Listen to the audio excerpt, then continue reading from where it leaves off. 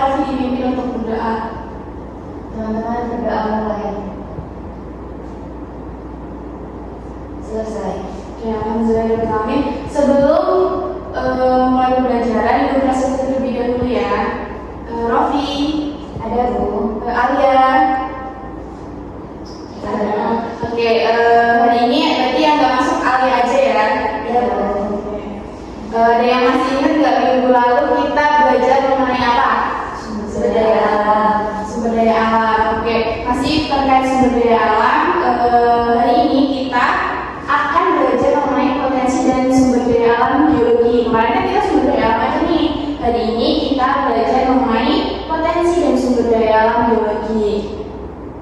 Oke, langsung masuk materinya aja ya. Yang pertama, pengertian dari sumber daya alam biologi. Sumber daya alam biologi mengacu pada semua unsur padat, gas, cair yang ada dan berasal dari kerak bumi, baik di permukaan maupun di bawah permukaan, serta dijumpai dalam konsentrasi optimal untuk dieksploitasi.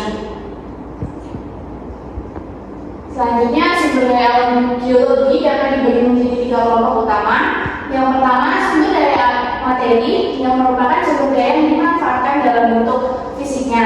Yang kedua, yaitu sumber daya energi merupakan sumber daya yang dimanfaatkan atau diekstrak, menghasilkan bentuk energi yang dapat dimanfaatkan untuk kebutuhan lebih lanjut. Selanjutnya ada sumber daya ruang yang merupakan sumber daya berupa ruang atau tempat hidup, misalnya tanah, geomorfologi, dan lingkungan. Selanjutnya, sebagai contoh sumber daya biologi positif adalah munculnya berbagai bahan tambang seperti minyak, gas, batu bara, logam, dan non-logam. Sedangkan sumber daya negatif adalah adanya ancaman bahaya dari gunung api, gempa bumi, tsunami, dan gerakan tanah. Oke, yang pertama yaitu sumber daya mineral. Mineral merupakan senyawa anorganik yang terbentuk di dalam, memiliki sifat fisik dan kimia tertentu serta susunan kristal teratur atau gabungannya yang membentuk batuan baik dalam bentuk lepas atau padu. Terdapat beberapa proses pembentukan mineral. Yang pertama ada proses magmatis, di mana itu ketika mineral terbentuk karena pembentukan magma. Yang kedua yaitu proses sedimentasi, yaitu adanya pengendapan dari laut-lautan. Yang ketiga ada proses metamorfosis, yaitu pembentukan mineral melalui rekristalisasi atau metamorfisme, yang merupakan proses di mana batuan yang sudah ada mengalami perubahan struktur. Yang terakhir itu ada proses hidrotermal atau pembentukan mineral melalui proses kimia yang terjadi dari interaksi antara batuan dengan aliran air panas di dalam bumi. Yang kedua yaitu ada batu bara.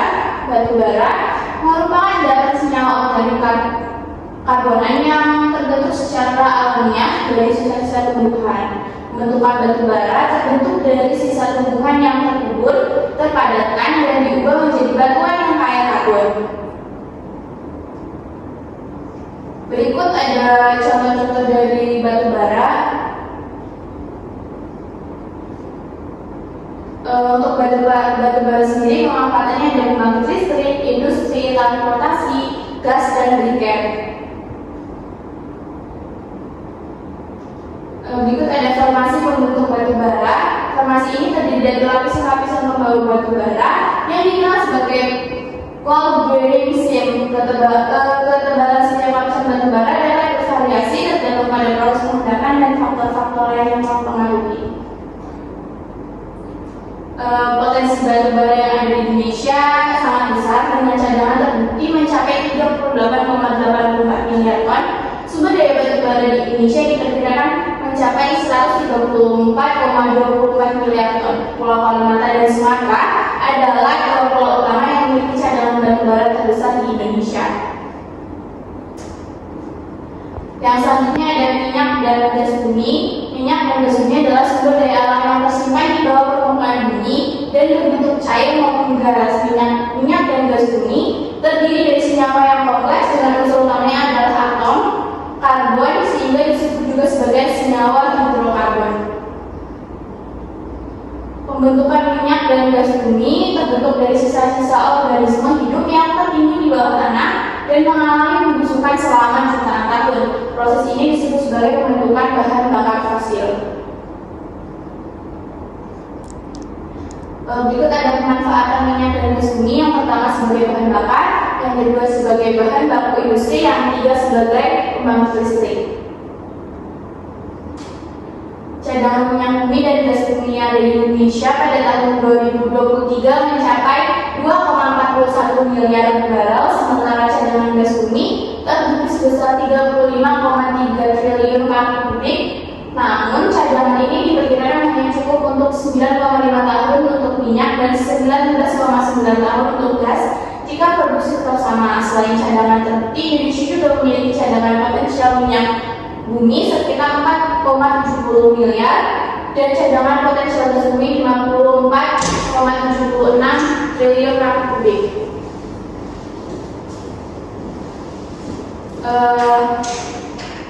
Ada untuk sampai saat ini ada yang ditanyakan?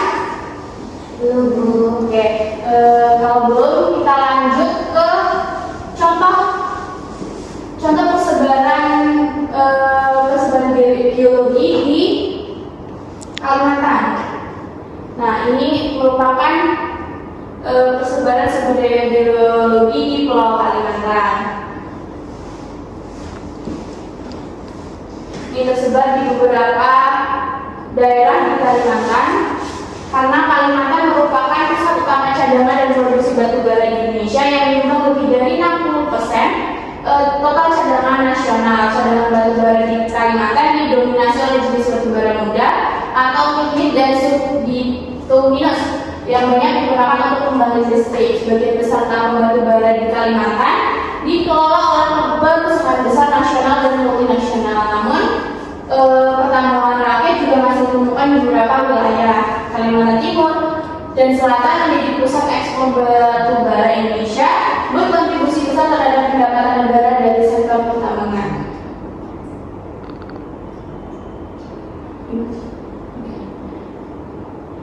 Untuk persebarannya sendiri di Kalimantan Timur itu mencapai sekitar 11,5 sampai 13,7 miliar ton, di mana Kalimantan Timur itu menjadi cadangan batu bara terbesar di Indonesia. Selanjutnya ada di Kalimantan Selatan itu ada sekitar 4 sampai 4,7 miliar ton yang tersebar di beberapa daerah. Dan di Kalimantan Tengah itu sekitar 2,1 sampai 3 miliar ton.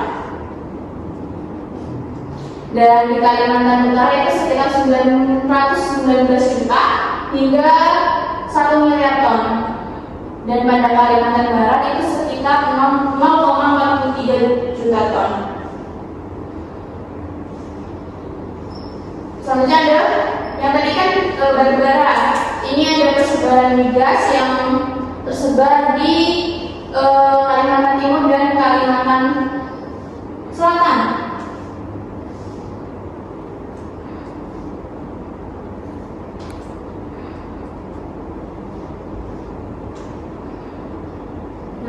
Ini yang emas. Emas itu tersebar di Kalimantan Tengah dan Barat. Selanjutnya tadi ada 3 berarti batu bara, mineral, dan emas. Mungkin anak-anak ada yang ditanyakan? Oke. Kalau belum ada yang bisa menyimpulkan tadi kita mempelajari terkait apa? Persebaran sumber daya geologi di Pulau Kalimantan. Ya, betul. Jadi kita tadi telah belajar sumber daya geologi di Pulau Kalimantan yang jenisnya itu ada emas, mineral, batu bara, ya migas. Oke, gimana pembelajaran tadi ini? Apakah dapat dipahami? Ya, paham, Bu. Oke, baik. Setelah penjelasan materi dari Ibu tadi, dari anak-anak juga tidak ada yang ditanyakan. Selanjutnya Ibu akan belajar juga terkait materi pembelajaran yang sudah Ibu sampaikan tadi, yaitu kalian mengerjakan ini lembar kerjanya sudah Ibu tayangkan. Nanti belajarnya kalian bisa akses pakai kalimat yang sudah Ibu jelaskan tadi. Nanti Ibu sampaikan di grup. Untuk tugasnya ini berkelompok ya, nanti kelompoknya Ibu share dan silakan kalian kerjakan dan minggu depan dikumpulkan. Baik Bu. Mungkin itu saja dari Ibu. Minggu depan kita lanjut belajar masih mengenai potensi sumber daya biologi, tapi mungkin beda daerah ya, kita belajar di daerah lain. Oke. Sebelum menutup pembelajaran, kita baca hamdalah bersama-sama.